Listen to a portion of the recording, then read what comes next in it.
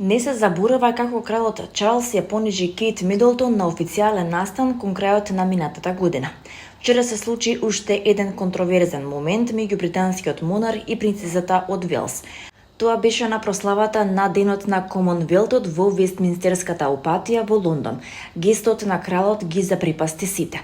Кейт Мидлтон вчера се врати да го прослави денот на Комонвелтот по пауза од 2 години. Истото важи и за кралот Чарлс.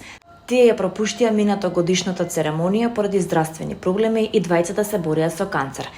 Принцезата од Велс, Кейт Мидлтон, остави силен впечаток со својот стил, но и со нежните моменти кои ги сподели со принцот Вилијам. А кога влегла во Вестминстерската апатија, се случила таа необична сцена.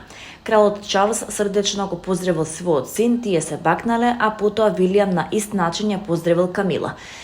Чарлс III не ја бакна Кейт Мидлтон, која беше веднаш зад него и Вилијам, иако претходно на овој начин се поздравуваше со својата сна на јавни настани. Поранешната водителка Венди Вилијамс беше хоспитализирана откако беше снимена како стои пред прозорецот на домот за стари лица во Њујорк. Таа држала парче хартија на кое напишала "Помош, Венди". Извор од полицијата за Њујорк Пост изјавил дека била спроведена во возило на брза помош пошто била пренесена во болница. Нејзините адвокати кон крајот на минатата година изјавија дека таа била прогласена за когнитивно оштетена и трајно неспособна. Нејзиниот тим рече дека во 2023 година и била дијагностицирана примарна агресивна афасија и фронтотемпорална деменција. Сепак таа ја негира оваа дијагноза и побара од судијата да ја го прекине старателството на Сабрина Морисеј. Вилијамс тврди дека може повторно да функционира независно.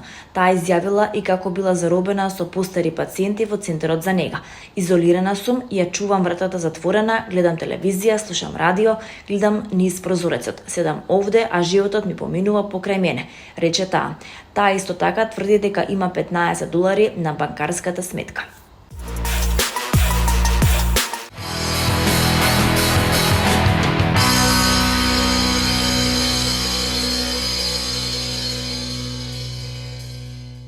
Наградата за најдобар необјавен роман за деца и млади е востановена од издавачката куќа Арс Ламина со поддршка на семејството на Оливера Николова, а целта е зачувување на името на писателката, но и ревитализација на еден од жанровите во кои создаваше.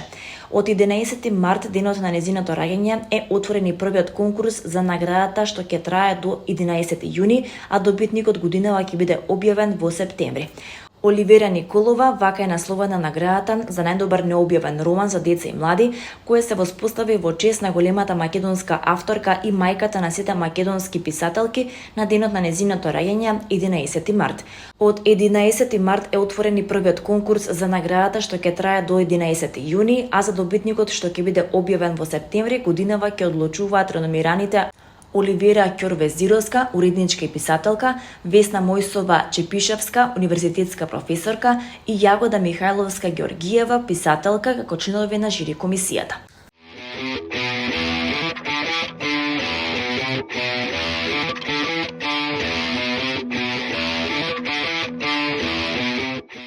За прв пат во Скопје денеска во филхармонија доаѓа најубавиот човек на светот J.J. Јохансон. Избран за најубав човек на светот, шведскиот уметник J.J. Јохансон почнува да компонира како тинејџер, но дури во август 96 година го објавува деби албумот Виски. Албум снимен во студиото Break My Heart во стокхолмскиот архипелаг. Брзиот успех на албумот, окарактеризиран со неговиот џез вокал над трип-хоп ритам, поддржан од филм нуар аранжмани, го одведе J.J. на неговата прва од многуте светски турнеи. Речиси 30 години подоцна по андерграунд хитовите So Tell the Girl That I'm Back in Town, Believe in Us, On the Radio и Heard Somebody Whistle, соработувајќи со Twins и The Knife, J.J. е се уште активен како и секогаш, а штото го издаде свој 14 албум Фетиш и започна нова турнеја низ светот. JJ има објавено 14 албуми, кои иако се разликуваат, сепак имаат НЗС во неговиот джез вокал и филм нуар аранжмани. Неговата популарност е голема и во модните кругови, откако песната Vertigo е избрана од Ралф Лорен за модно шоу пролета 2022 година во Нью Йорк. Истата година Баленсиага ја зема Девојката со сонце во нејзините очи, пијано тема за саундтрак на своја дигитална кампања.